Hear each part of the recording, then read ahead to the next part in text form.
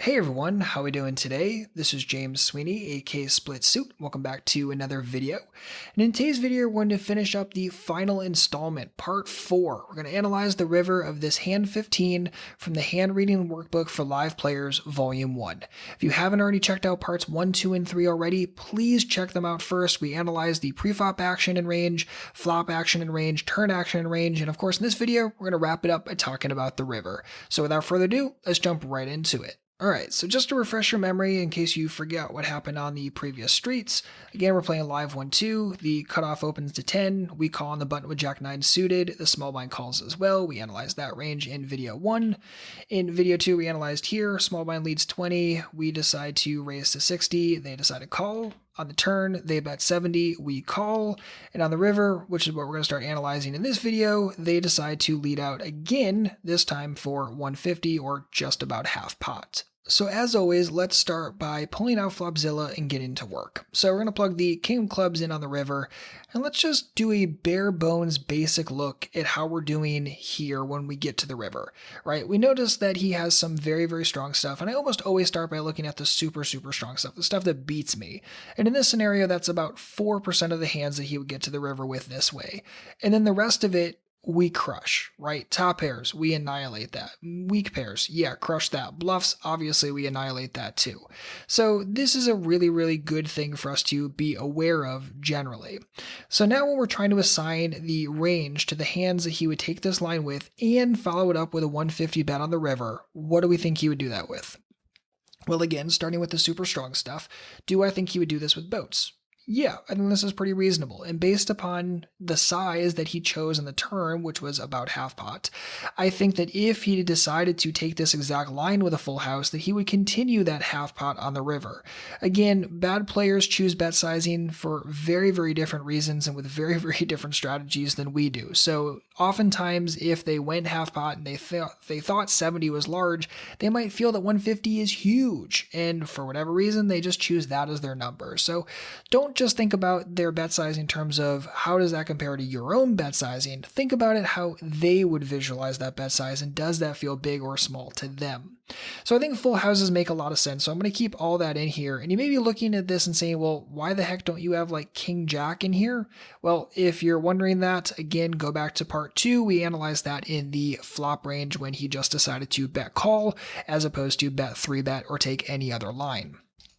So going down, let's look at top pairs. Would he take this line if he had something like, I don't know, King 5 of hearts or King 10 of hearts? I think he would. Again, bad players, they just don't focus too much on hand reading you. He's not thinking you could have a jack. He's just thinking, oh my goodness, I have top pair. Hooray, here's a bet, right? They don't have really strong logic when they make the plays that they make. So keep that in mind.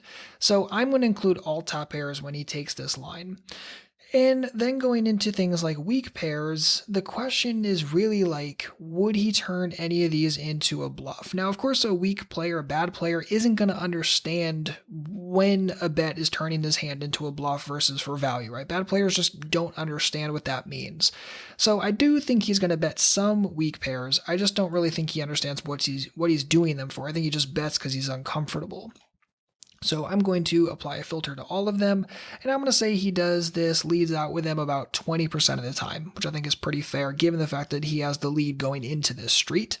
And then also with bluffs, I think he is going to bluff some percentage of the time. Again, probably not a tremendous amount, but some percentage of the time, I think. And I'm going to say that he does that, I don't know, let's call it 20% of the time, go from there. And ace highs, again, same kind of concept. So let's just say he does that about 20% too. And filter, apply to all, accept, and check it. And here we are. So you notice that based upon the range that we assigned here, we thought that they would do this about 31% of the time. Cool. Number of combos go into tab mode in Flopzilla, gets us to 22 combos. Wow, that's pretty narrow. And then we're also going to do Control Alt T as in Timothy. Control copy that, paste it in, and there we go.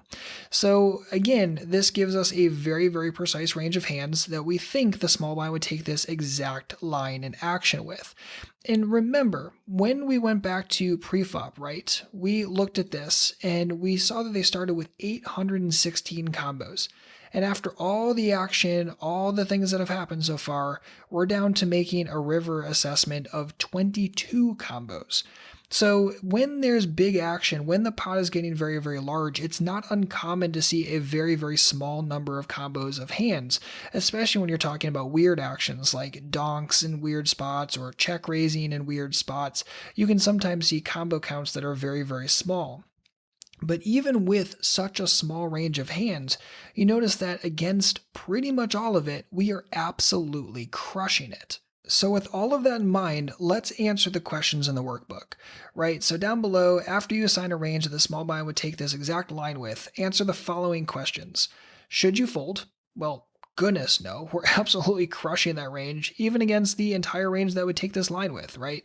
Only 14% of that is a full house. Everything else, we absolutely smoke. So no, definitely not folding ever here. If no, should you call or go all in? Well, in this exact situation, again, we never make the decision solely based upon the fact that we have trips, right? A lot of players will look at this and say, well, I have trips, guy's bad, so okay, I jam.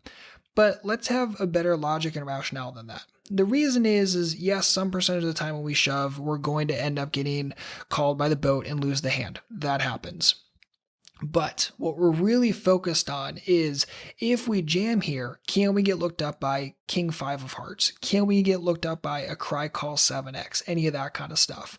And remember, a lot of this range density, by the time we get here, 32% of the range density on the river, which is, let's just call it what it is, roughly a third, almost a third of that range here is top pair. And if I shove, it's only for what, another 160 more? Yeah, I don't see him always folding that. And I want that, right? I want him to continue with top pair. I want him to give me that last little bit of value when he can't possibly fold top pair because, oh, he finally got there with King 5 of Hearts. So yeah, I'm definitely going to be shoving here. I don't think there's any reason to just call. Sure, when you shove, you lose ace high, you lose the bluffs. Maybe probably high percentage of the chance that he folds something like 7x or pocket eights, but I think some percent of the time he might just cry call too. And again, the more and more second best stuff he's calling with, the more and more you should be shoving with because you are just absolutely crushing not just the range he donks with here, but also the range that he's going to continue with when you do shove. So this is how you break down a hand. Yes, it takes some time. Yes, it's very technical. Yes, it's a little bit challenging. But when you break down a hand and objectively look at ranges, look at how much easier it is to make a good, profitable decision. You know exactly what to do because you know exactly what they have. So that's going to wrap it up for this video and this series on hand reading from hand 15 from the Live Poker Players Workbook. If you want more practice in spots like this, but also other situations, 3-betting, facing 3-bets, double and triple barreling, check raising, and everything in between, make sure to pick up the full workbook. There are lots of exercises for hand reading these kind of spots and many more. The more times you work through this, the more ingrained the ranges become and the more confident you'll be both pre-flop and post-flop. The workbook has 3 sections focused on your own ranges, hand reading your opponent, just like this video, and range versus range situations. There is no better resource for practicing and improving your hand reading skills on your own time and at your own pace. And as a special offer, if you use the code YouTube, you'll save $10 when you buy the book directly through me at splitsuit.com/workbook.